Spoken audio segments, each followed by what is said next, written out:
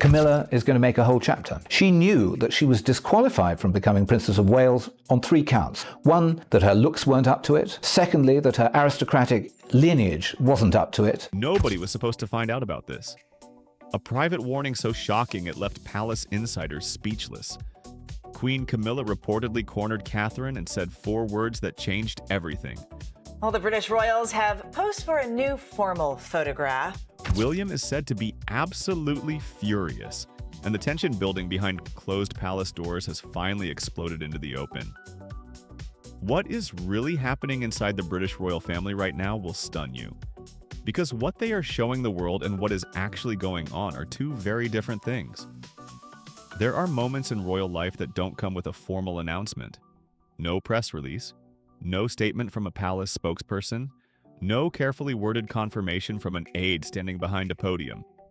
Some of the most significant shifts inside the British monarchy arrive quietly, almost invisibly, carried not by words but by gestures. A look across a room, a seating arrangement at a banquet, 4 words spoken in private. And according to royal insiders, it is exactly 4 words that have set off one of the most talked about dramas inside the palace in recent memory. Those 4 words, reportedly delivered by Queen Camilla to Catherine, Princess of Wales, were simple and direct. "We're not going anywhere." On the surface, that sentence sounds almost ordinary. But inside the world of the British royal family, where every phrase is weighed, every conversation remembered, and every interaction analyzed, those words carried an unmistakable message.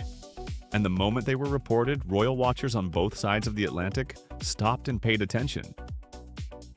To understand how things reached this point, you have to go back further than that conversation. Because the tension that is now making headlines didn't start with a single sentence.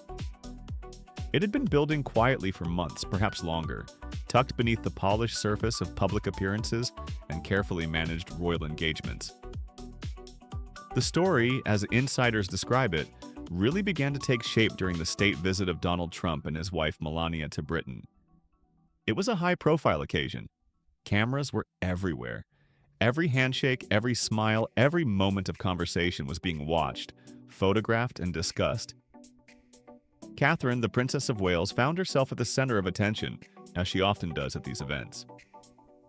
She was seated near Trump at the banquet. She was praised publicly. She drew the cameras naturally, the way she tends to do. And then came a moment that, depending on who you ask, meant everything or nothing at all.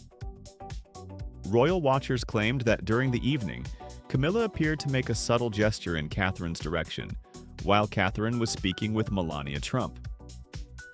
A small movement, brief, almost impossible to notice unless you were looking for it. Yet people noticed, and almost immediately Catherine ended the conversation and stepped away. For most people in most families, a moment like that would be forgotten by the following morning. Inside the royal family, it became the kind of story that doesn't go away. It spread, it was analyzed. It was discussed on social media, in newspapers, and in the conversations of royal observers who had been watching the dynamic between these 2 women for years. Buckingham Palace said nothing officially, but the silence didn't stop the story from gaining momentum. What followed over the coming months was described by insiders as a relationship under serious strain. According to reports, what had once been described as a careful but workable arrangement between the 2 most prominent women in the royal family had deteriorated into something far more uncomfortable. Sources close to the situation described it as an uneasy truce that had been in place for some time. A polite, managed distance between 2 households that were not exactly at war publicly, but were clearly not at ease with each other privately. The tension, according to those same sources, centered on 3 things that sit at the very heart of any royal era: influence, image, and the future of the monarchy itself. And then came the trip that changed the atmosphere entirely. In the spring of 2026, King Charles and Queen Camilla traveled to the United States for a state visit that, by most accounts, went remarkably well. They attended high-profile events in Washington and New York. They were photographed alongside President Trump and First Lady Melania Trump at the White House. They mingled with prominent figures at the New York Public Library. The reception they received was warm, enthusiastic, and widely covered. Insiders reported that the tour felt like a genuine triumph, the kind of visit that reminds everyone involved why the institution of the monarchy still commands attention and goodwill around the world. For Camilla specifically, the response appeared to mean something personal. According to sources, she had privately carried a concern for years that she would always be overshadowed by Catherine's popularity. It is worth pausing on that for a moment, because it says a great deal about the pressures that exist inside this family. Camilla had worked for years to establish herself in a role that the public initially resisted. She had shown up, carried out her duties, stood alongside the king through illness and scrutiny, and gradually earned a level of public acceptance that had once seemed far from certain.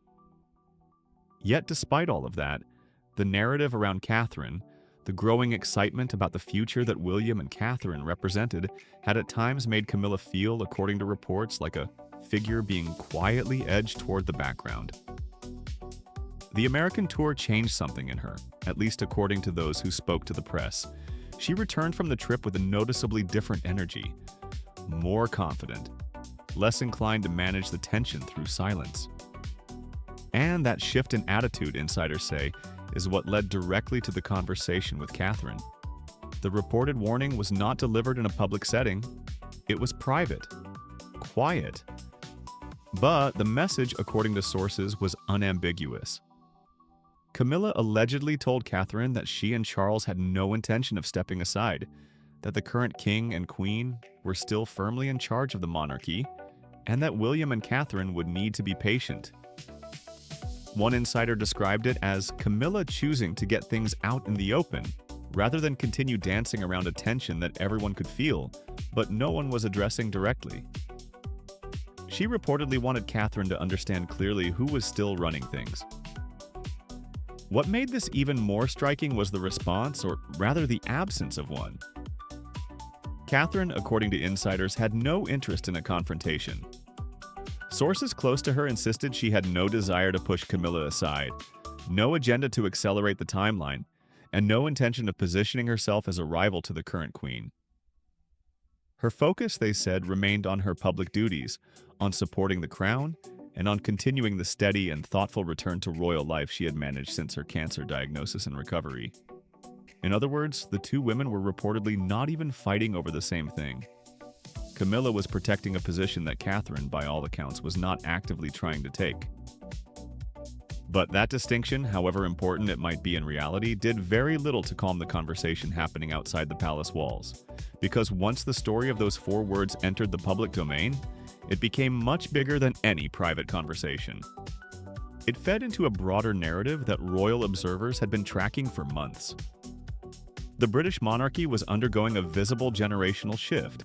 The photographs from state banquets, the seating arrangements at major royal events, the coverage that increasingly gravitated toward William and Catherine, all of it pointed in the same direction. The public, the press, and the palace itself seemed to be quietly adjusting to a future that felt closer than the official line suggested. And Queen Camilla, having spent years working her way into public acceptance, was not prepared to let that future arrive before its time. The uneasy truce, insiders said, had run its course. She had chosen to say what others were only thinking. Whether that decision would ease the tension or deepen it, nobody could say for certain. What was clear was this: the drama inside the palace was no longer a matter of whispers and speculation. It had broken the surface, and everyone from royal commentators to the general public was watching closely to see what would happen next.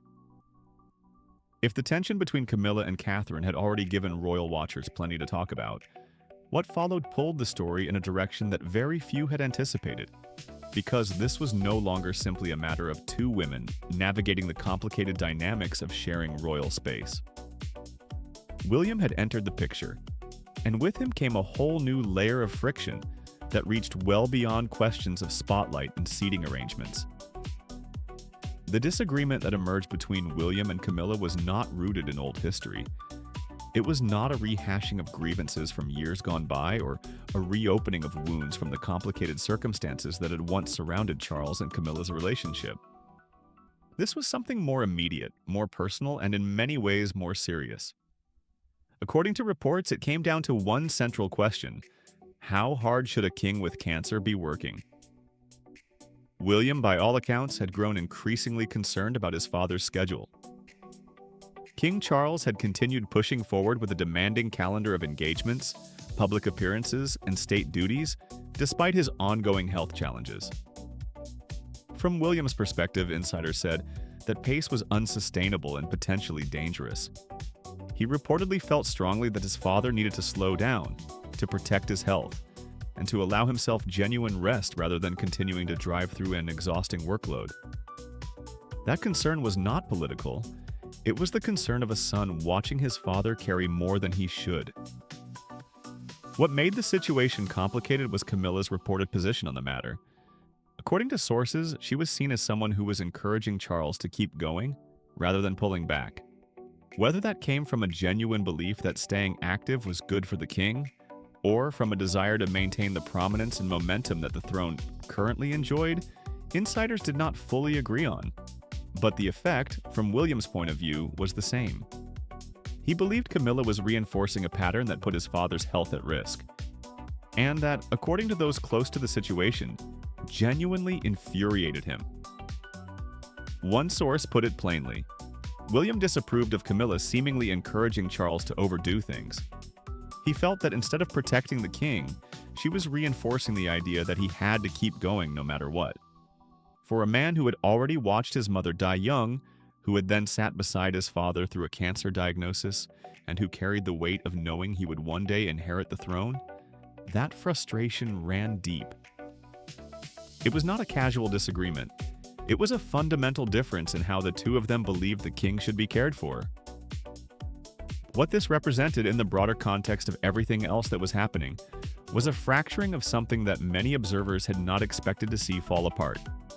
Not long ago, William and Camilla had reached a quiet understanding. The circumstances that had brought it about were difficult ones. The fallout from Prince Harry and Meghan Markle's very public departure from royal life had, in an unlikely way, pushed William and Camilla closer together. They had, according to reports at the time, bonded over a shared set of concerns about how Harry's actions were affecting the family and the institution they both served. It was never a warm alliance, but it was a functional one. And now that understanding appeared to be unraveling. Then came an episode that, on the face of it, might have seemed relatively minor. But in the world of the British royal family, almost nothing is truly minor. Peter Phillips, the son of Princess Anne and a man with whom William shares a close personal bond, was getting married to Harriet Sperling in June 2026. In the lead-up to the wedding, a dispute reportedly emerged over whether the bride would be permitted to borrow a tiara from the royal collection for the occasion. According to sources, Camilla blocked that access, and according to those same sources, William was furious. The row became, as one report described it, a heated talking point in the days before the ceremony.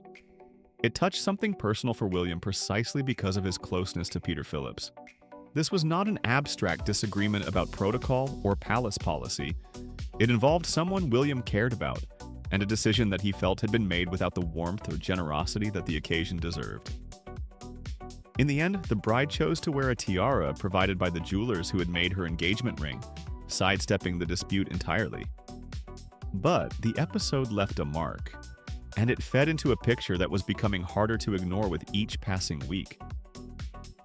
The palace, for its part, presented a united front publicly.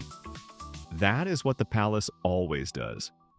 But behind that front, the picture painted by insiders was of an institution managing a growing number of fault lines simultaneously. The situation with Prince Andrew and Sarah Ferguson, who had been stripped of their remaining royal titles and were in the process of leaving their home at Royal Lodge, had added another layer of stress to an already pressured environment. Sources said that saga had worn down the entire family, including Catherine, who had reportedly been drawn into an endless cycle of discussions and meetings surrounding the matter while standing firmly alongside William throughout. And then there was Harry, because there is always Harry. Catherine had reportedly been making quiet efforts behind the scenes to encourage some form of dialogue between Prince Harry and the rest of the family. She had, according to sources, played a role in facilitating a private meeting between Harry and King Charles at Clarence House in September. The kind of low-key, carefully arranged encounter that could easily go unnoticed by the wider public. Camilla was not present at that meeting, and insiders said she was not particularly pleased about it. The reported view from Camilla's side was that Kate's involvement in bridge-building efforts with Harry was misguided and overly idealistic. She was said to feel that the situation had dragged on long enough, and that continuing to leave the door open only prolonged something that had already caused the family enormous pain. What this revealed, perhaps more than anything else, was how differently the various members of the royal family were approaching the same set of challenges. William and Catherine, it seemed, were prepared to look forward, to consider reconciliation where possible, and to think about what kind of institution they wanted to lead when their time came. Camilla, by contrast, appeared more focused on protecting the present, on drawing clear lines, and on ensuring that the authority she and Charles currently held was not quietly being redistributed before either of them had chosen to let it go. Away from the drama of disputes and private warnings, William and Catherine were also making choices that spoke loudly without a single word being said.